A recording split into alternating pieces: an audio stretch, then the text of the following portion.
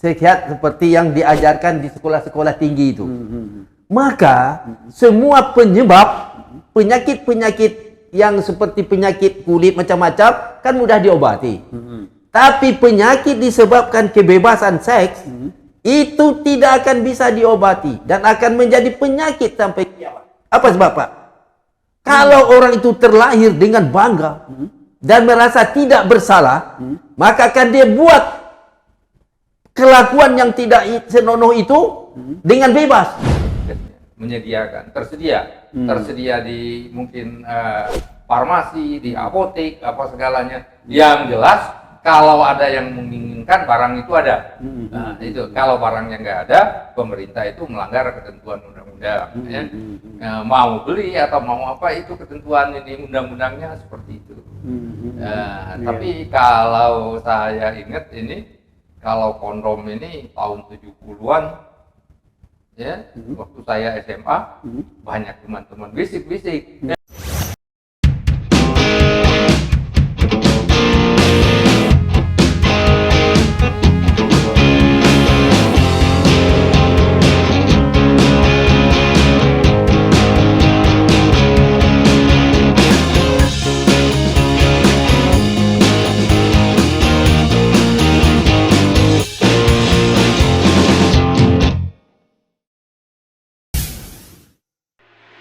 Bismillahirrahmanirrahim. Assalamualaikum warahmatullahi wabarakatuh. Pemirsa TV Maksumi, siang ini kita jumpa lagi. Tentunya ini dengan topik yang sangat menarik. Kita berharap teman-teman di seluruh Indonesia, dari Sabang sampai Merauke, juga teman-teman diaspora di seluruh dunia bisa menyaksikan diskusi kita pada siang hari ini. Ini menarik sekali. Kenapa? Karena nanti Presiden, dalam hal ini pemerintah, akan memberikan alat kontrasepsi bagi pelajar atau siswa SMA, dan ini pasti menimbulkan pro dan kontra. Ya, apakah dengan demikian pemerintah seperti membiarkan atau mungkin permisif terhadap tentang ya kaitannya dengan hubungan seksual pelajar. Nah, ini kita akan bahas dengan pakarnya satu, dan satu lagi peneliti utama dari Departemen Keuangan. Pertama yang pakar itu Bapak Wazri Afifi PSD, jadi tamatan dari USA di Public Health dan terutama terkait dengan etika kesehatan masyarakat. Nah, Bapak Wazri Afifi ini nanti akan menjelaskan bagaimana dari sisi etika dan dari sisi kesehatan masyarakat. Satu lagi pembicara kita Bapak Almizan Upa, ya, peneliti utama Departemen Keuangan yang banyak mengamati ya luar negeri karena juga kuliah di sana di Amerika Serikat, bagaimana tentang kebebasan seksual pelajar di sana, mungkin di negara Amerika dan mungkin di negara-negara lain. Nah, untuk pertama kali Pak Wazri, Assalamualaikum Pak Wazri. Assalamualaikum warahmatullahi wabarakatuh, Pak. Ya, gimana kira-kira ini luar biasa. PP namanya PP nomor 28 tahun 2024 ya, tentang ini pelaksanaan daripada Undang-Undang nomor 17 ya, kesehatan, tentang kesehatan yang memang perlu ditindaklanjuti dengan peraturan perundangan, peraturan pelaksanaan. Nah, ya. PP-nya sudah keluar. Nah, tentang yang nanti akan diberikan mungkin secara gratis kepada pelajar alat kontrasepsi alias kondom.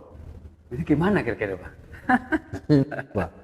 Kita ini seperti bangsa yang telah maju sangat. Artinya maju, semua bangsa kita ini sudah berilmu tinggi semua. Maka perkara masalah alat reproduksi ini, Pak, harus berhati-hati. Tidak boleh diberikan kepada orang-orang yang ilmunya kurang. Padahal yang buta huruf banyak di negeri kita. Sedangkan berita-berita yang aneh-aneh ini telah merusak bangsa kita sekarang ini.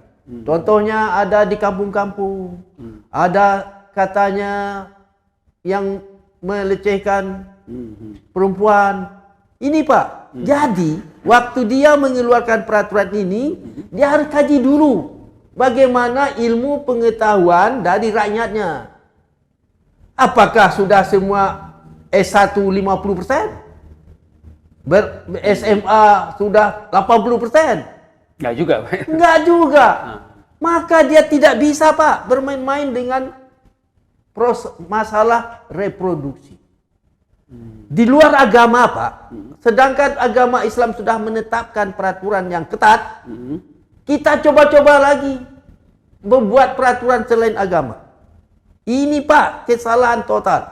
Kita tak peduli siapa yang buat. Apakah presiden, apakah DPR yang anggota 575 orang itu? Tidak pernah memikirkan apa sebenarnya, apa jenis peraturan yang bisa dibuatkan di bangsa ini. Dia harus pikir kesehatannya. Kesehatan yang penting. Ada istilahnya apa Pak? Ada kesehatan umat. Nah, kita buat kesehatan umat. Kesehatan itu bisa menjadi sehat semua kalau tidak terbuka kepada perbuatan-perbuatan yang membuat sakit. Itu kan membuat sakit. Betul. Nah, oleh sebab itu, sebelum pemerintah ini membuatkan PP, dia pelajari dulu. Tanya dulu dengan profesor. Jangan tanya dengan anggota DPR itu. Sorry, Pak Wazri kan juga tamatan dari FKUI ya, untuk Fakultas Kesehatan Masyarakat gitu. Dengar nggak ada nggak dari pihak pemerintah yang minta saran ke FKUI gitu Pak? Tak ada itu. Nggak ada itu ya? Nah, itu disedangkan di saya di belajar itu Pak. Sedangkan negara kafir sangat berhati-hati membuat peraturan tentang reproduksi itu Pak. Pemberian kondom, ini semua permainan oligarki. Supaya hasil produksinya laku, dimintalah pemerintah membuat peraturan. Untuk berlegalisasi gitu ya? Iya. Kalau misalnya pemerintah berpihak kepada Islam, maka bisnisnya tidak jalan. Iya. Yang kita sesalkan. Betul. Kenapa pemerintah tidak mempelajari keadaan rakyatnya? Apakah rakyat aku bisa menerima penerangan ini? Nah, misalnya ada guru, sedangkan di sekolah aja susah di negeri ini. Dibuatlah pelajaran tentang kesehatan alat reproduksi misalnya. Itu susah Pak. Karena daya pikir bangsa kita belum bisa mengatasi. Belum bisa menerima itu. Jadi artinya bisa, Pak. Bisa jadi tujuannya mungkin untuk mencegah, ini justru yang jadi memperbanyak perilaku yang penyimpangan seksual dan pengertian penyimpangan dalam pengertian ya memang belum nikah misalnya secara agama tidak sah, tapi sudah melakukan hubungan seksual misalnya karena ada kondom itu untuk menyelamatkan supaya tidak hamil kan gitu kan tujuannya kan. Karena pola pikirnya belum sampai. Nah, ya Pak, belum sampai. Ada pepatah itu Pak. Maksud hati membuat masjid yang siap gereja. Waduh, seperti itu ya? Iya. Oke, menarik. Gimana nih Pak Mizan? Kira-kira dari sisi pengalaman kok sangat-sangat ini sekali ya, apa namanya, ringan, bahasanya ringan tangan lah menandatangani hal yang sangat kontroversial ya. Yang ini kelihatannya pasal 103 ayat 4. Di peraturan itu ya? Pemerintah bertanggung jawab untuk menyediakan alat kontrasepsi. Nah, ini diterjemahkan penyediaan ini bagi-bagi gratis ya alat kontrasepsi seperti yang gampang kondom itu atau yang lain-lain ya IUD ya dibagikan gratis kepada siswa. Nah, ya tafsir dari ayat 4 ini banyak beragam karena sebenarnya pengertian penyediaan itu nggak harus bagi-bagi. Pokoknya ada barangnya, ya apa selama ini sudah ada barangnya itu, nanti apa dibagikan untuk yang mau atau untuk diperagakan aja, itu tidak itu jelas memang harus ada. Jadi terjemahan dari pasal 103 ayat 4 dari PP ini penyediaan. Kalau kita lihat dari teori kebijakan publik, pemerintah itu menyediakan provision ya, provide ya. Pemerintah menyediakan transportasi umum, menyediakan, ya harus itu. Tapi bayar atau enggak lain masalah. Pemerintah wajib menyediakan pelayanan kesehatan, ada yang bayar, ada yang enggak. Jadi sifatnya masih umum gitu. Kalau misalnya disiapkan, kalau misalnya nggak digratiskan, harus beli gitu. Apa mau masyarakat beli bagi mereka yang memang istilahnya Secara hukum, ya pemerintah sudah memenuhi tugasnya, menyediakan, tersedia di mungkin farmasi, di apotek, apa segalanya. Yang jelas, kalau ada yang menginginkan barang itu ada. Nah, itu kalau barangnya nggak ada, pemerintah itu melanggar ketentuan undang-undang. Ya. Mau beli atau mau apa itu ketentuan ini undang-undangnya seperti itu. Tapi kalau saya ingat ini.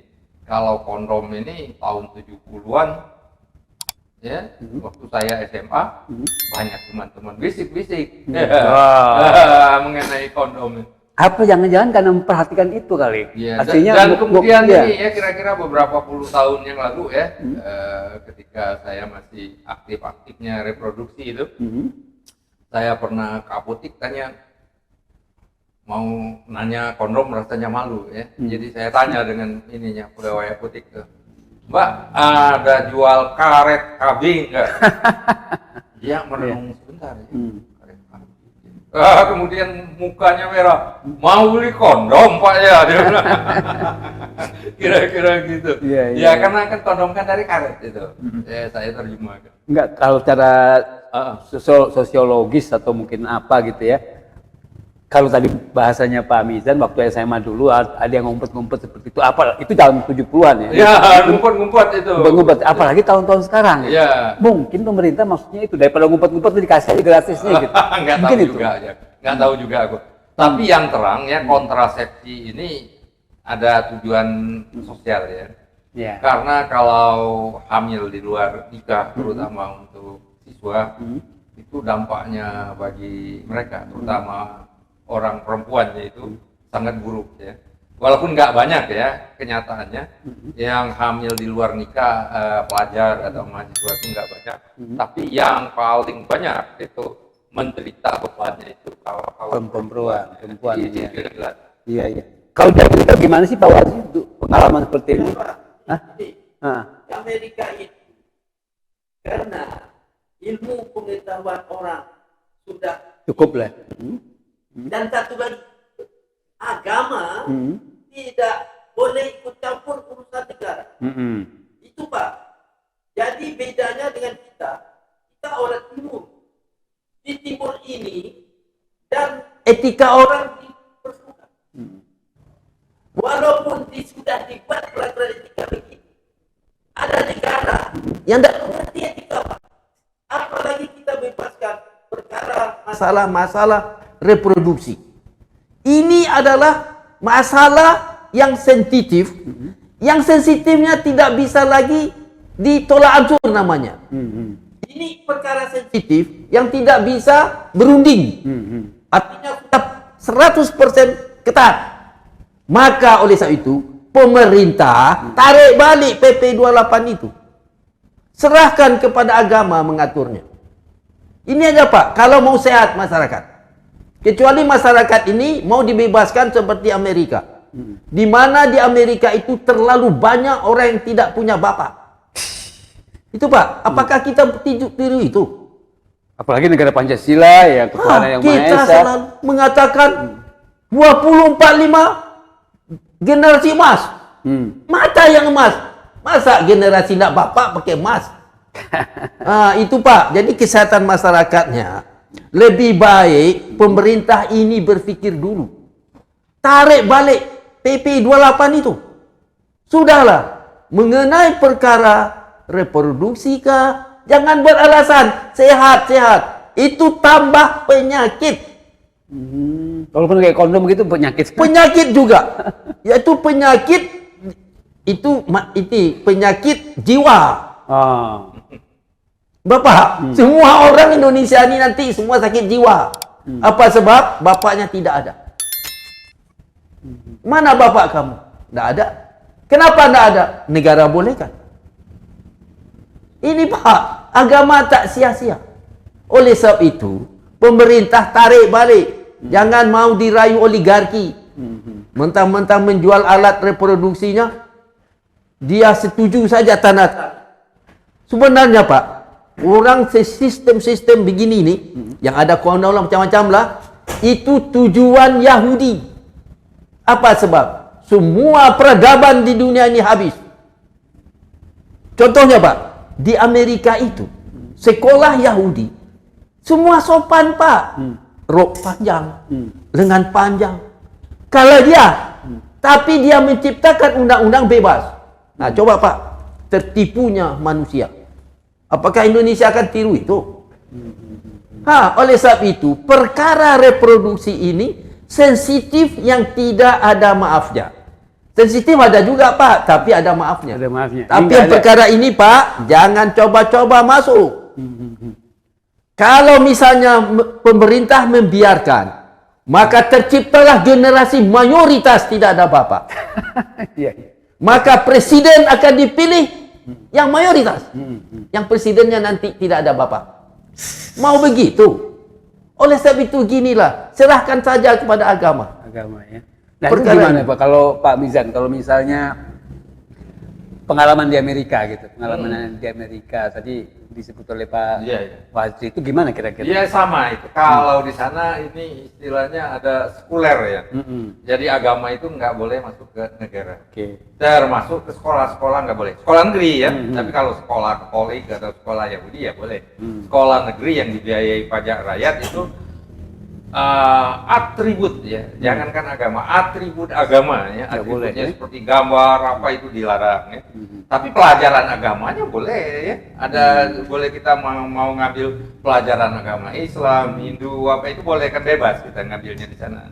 Nah di sana ya masalah reproduksi ini sejak ditanamkan sejak awal mungkin SD ya, safe sex istilah mereka. Ya, jadi secara berjenjang safe sex itu mereka menyatakan supaya seks itu aman, jangan membawa penyakit ya, jangan membawa beban terutama bagi kaum perempuan. Karena seks itu menurut mereka fitrah manusia, ya fitrah manusia sama seperti makan minum ya, itu nggak bisa diingkari, tapi bisa dikendalikan. Ya. Mungkin itu kali maksud pemerintah kalau keluarkan PP gitu, ya, mengendalikan itu. Mungkin juga ya.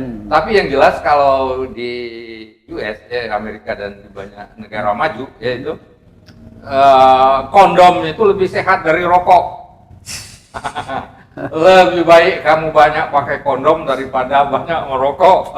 Itu konsepnya. Itu ada di asrama tempat saya tinggal, asrama mahasiswa itu. Mahasiswa buat statistik. Statistik penjualan kondom musim panas. Karena sekarang kan pakai vending machine. Belanjanya itu. Penjualan kondom sangat meningkat di musim panas dan penjualan rokok menurun. Artinya mahasiswa kita sadar akan penyakit. Menurut mereka. Dan ini menarik perhatian mahasiswa kita, mahasiswa muslim. Dan kadang-kadang ada beberapa teman kita waktu itu ya puluhan tahun yang lalu itu memfoto ya apa moto ini apa namanya vending mesin tempat kondom itu. Karena bagi kita agak aneh itu. Kira-kira gitu. Jadi memang berbeda keadaannya Pak. Iya. Berbeda. Tadi juga pernyataan Pak Wazri menarik gitu. PP ini keluar kayaknya nggak lepas dari campur tangan oligarki gitu ya, supaya alat kontrasepsinya laku di pasaran gitu kan ya. Artinya pemerintah juga yang beli nanti gitu kan. Keluarlah dana dari uang negara kan untuk beli kayak gitu kan. Itu gimana Pak? Iya Pak. Jadi kalau kita mau menjadikan bangsa kita ini sehat, sehat seperti yang diajarkan di sekolah-sekolah tinggi itu, maka semua penyebab penyakit-penyakit yang seperti penyakit kulit macam-macam kan mudah diobati. Tapi penyakit disebabkan kebebasan seks itu tidak akan bisa diobati dan akan menjadi penyakit sampai kiamat. Apa sebab Pak? Kalau orang itu terlahir dengan bangga dan merasa tidak bersalah, maka akan dia buat kelakuan yang tidak senonoh itu dengan bebas. Seperti di Swedia. Di Swedia mana ada orang malu-malu? Tidak ada beda dengan kaki 4. Sedangkan gajah aja sudah teratur, sudah tidak kelihatan oleh orang. Dia ini di Swedia Pak, negara-negara Skotlandia itu bebas saja. Kemana-mana bebas, tidak ada aturan, tidak ada malu. Tapi nggak mungkin berhubungan badan di publik. Bisa. Bisa juga. Karena peraturan negara. nggak bisa kalau di tempat umum Ya. nggak boleh. Nggak bisa kan? Iya, jadi enggak begitu ditakuti. Kalau hanya ciuman aja mungkin bisa gitu. Ya. Tapi kalau udah sampai Begini, kalau banyak di negara maju ya, di Eropa, Amerika, itu di banyak tempat mereka itu yang dilarang itu seksual berbayar, paid sex. oh gitu. Kalau bayar itu ada tempat-tempat tertentu, bayar pajak. Di lokalisasi. Iya, di lokalisasi atau semacam itu. Tapi kalau hubungan seks, suka sama suka, nggak bayar itu boleh. Kayak di Amerika, ya. Trump itu terjerat karena dia hubungan seks bayar. Kalau gratis, nggak jadi soal. Oh, gitu. Jadi yang jadi masalah di banyak negara itu, kalau paid seks, ya, berbayar. Ya kalau gratis nggak apa-apa, artinya suka sama suka. Itu budaya mereka ya. Iya, Padahal mereka sebagian besar orang Katolik. Katolik juga melarang itu sebenarnya. Betul. Katolik melarang hubungan di luar nikah, termasuk agama-agama Cina ya. Jadi agama Cina melarang juga itu sebenarnya. Tapi generasi mudanya sekarang udah berbeda ya. Kecuali yang komunis ya. Kalau yang ada agama-agama Cina itu yang saya ngobrol-ngobrol dengan mahasiswa Cina waktu itu dilarang juga. Ya, mengadakan hubungan di luar nikah itu dilarang. Menurut agama-agama mereka ya ada ketentuan. Kecuali yang komunis ya. Banyak yang komunis. Kalau yang komunis ya berbeda. Gitu Pak. Ya, Ini. oke. Pertanyaan Ini maksudnya Ah. tadi di negara Skotlandia ini, Skandinavia. ya Skandinavia, negara-negara. ya Skandinavia, Negara Balkan ya. Ya, itu Balkan, ya. Skandinavia. negara Skandinavia, Balkan, Denmark, Iya. Finlandia, Swedia, Norwegia. Norwegia itu tidak maksudnya bebas itu, ya itu artinya kalau orang tuh tahu dia akan mengadakan hubungan dengan dia tidak malu lagi, betul lah, tidak seperti ayam, betul. Tapi Pak, karena budayanya dan undang-undangnya akhirnya begitulah bangsanya. Tetapi kenapa dia masih selamat? Bangsa itu selamat karena dia dihukum oleh keadaan iklimnya. Kalau dia tidak disiplin, akan musnah semua. Karena sebentar lagi musim macam-macam. Nah, itu ada alam yang mengaturnya Pak ya. Oke. Tapi bagaimana dengan Indonesia? Di Indonesia tidak ada alam yang menghukum, kecuali gempa bumi itu hukuman yang untuk semua. Iya. Maka peraturan yang bebas seperti di negara itu tidak bisa di Indonesia. Oke. Menarik nih Pak. Sebagai ahli public health, ya, kesehatan masyarakat, tadi Pak Wazri bilang yang namanya penyakit karena hubungan seksual itu nggak bisa diobati. Gimana ceritanya? Iya Pak. Nah. Tidak bisa diobati. Kenapa? Di jiwa bangsa ini terlekat bebas untuk jiwanya berarti? Ya, jiwanya. Bukan penyakit kulitnya, Oh, bukan, sifilis, itu atau ke apa? dokter biasa. Oh. Ini kalau kedokteran masyarakat ini, kalau public health mempelajari bagaimana penyakit tidak datang sebelum menderita. Jadi sekarang masalah kebebasan seks ini itu bukan masalah material kata orang hukum. Masalah jiwanya. Dan jiwa itu tidak bisa diobati. Oh, jiwanya yang nggak bisa. Nggak, Nggak bisa. psikiater, psikolog nggak bisa Pak? Nggak bisa juga. Karena lain. Yaitu sensitif yang tidak bisa diobati. Dia sensitif kan? Sensitif lain ada apa bisa? Dilarang aja bisa. Dibuat peraturan bisa. Guru bisa marah. Dan dia patuh. Ini sensitif yang tidak bisa diobati. Kalau guru marah pun tidak peduli aja dia. Ya Pak, inilah masalahnya. Pemerintah mau tanda tangan saja sebelum dipikirkan. Kita harap pemerintah ini berpikirlah bagaimana caranya menyelamatkan bangsaku. Selalu disebut-sebut generasi emas 2045. Generasi cemas malah ya. Oh, ya, nah, padahal PP dibuat macam-macam. Mudah aja Pak. Sebenarnya kalau saya presiden Pak, saudaraku oligarki, itu bukan urusan saya, itu urusan ulama. Anda tidak bisa berbisnis di negeri ini. Soal itu bisnis Ya, itu. begitulah. Oke, Pak. Pak Mizan terakhir apa Ya, namanya? Tadi Pak Mizan, Pak Wazim mungkin bilang dicabut aja PP-nya, dianggap aja dibatalkan. Itu dari sisi ini bisa nggak sih Pak kalau kayak gitu? Karena memang sangat kontroversial ini. Ini belum ada suaranya karena baru 2 hari ya, tanggal 1 Agustus dikeluarkan PP-nya, ini baru 2 hari, belum ada pihak-pihak yang lain yang komentarnya negatif. Pasti ini akan rame, ini akan viral ini kan.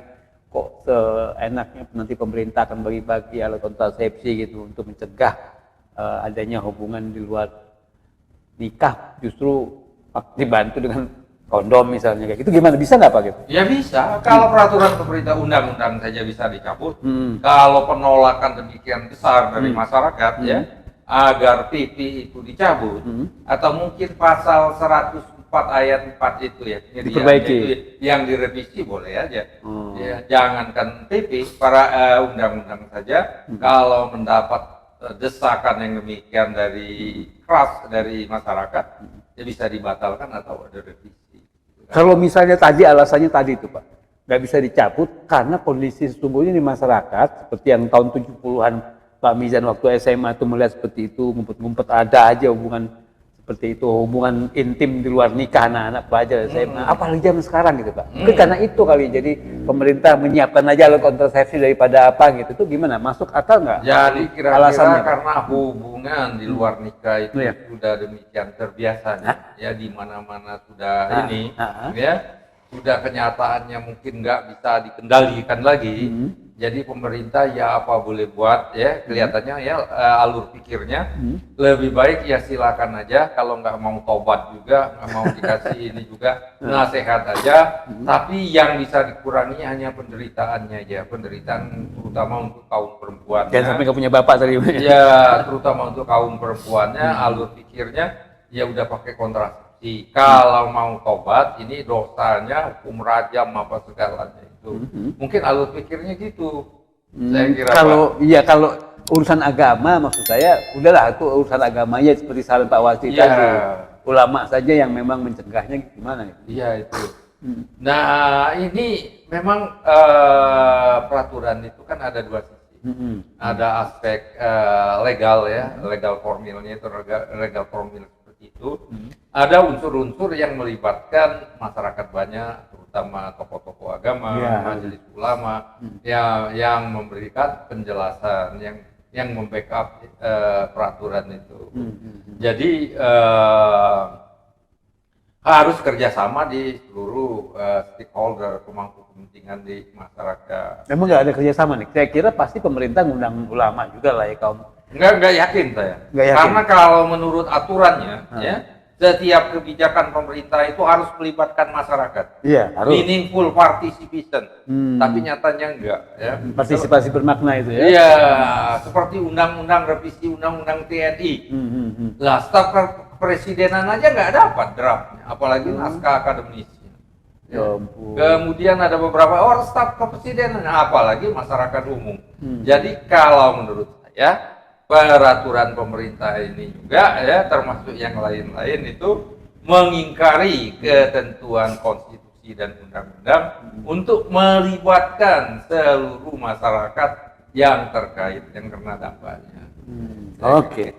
Terima kasih Pak Mizan dan juga Pak Wasri. Pemirsa TV Masumi, menarik sekali. Ada Pak? Silakan. Singkat saya. Ada kemauan kita di orang kampung saya, orang kampung di mana lah.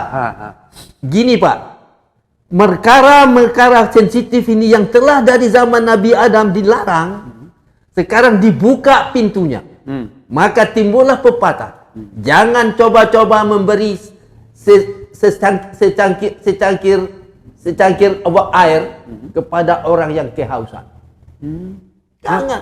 Atau membuka nasi kepada orang kelaparan. Jangan coba-coba Pak. Kalau ini telah diberi kebebasan, kasih undang-undang lah, kasih alat kontrasepsi lah, kasih kebebasan lah. Yang dulu orang sensitif, terus dibukakan pintu kebebasan, maka dia akan menjadikan masalah budaya yang jauh daripada makhluk manusia. Maka budaya itu disebut budaya kaki 4. Jadi gini Pak, ini keempat. Heri, Gajah. menurut Pak Wadri itu, TV ini buruk sekali. Ya, dampaknya kepada masyarakat itu buruk sekali, terutama bagi umat-umat beragama, umat Islam. Ini sangat mencoreng umat Islam. Itu maksud Pak Wadri. Iya. Oke, terima kasih Pak Wazri, Pak Mizan. Luar biasa diskusi kita. Pemirsa TV Mansumi, kita berharap untuk like, subscribe, kemudian juga share dan komen. Ya, mudah-mudahan topik-topik menarik akan kita tampilkan ya besok-besok ke depan ini. Terima kasih. Billahi taufiq wal hidayah. Wassalamualaikum warahmatullahi wabarakatuh.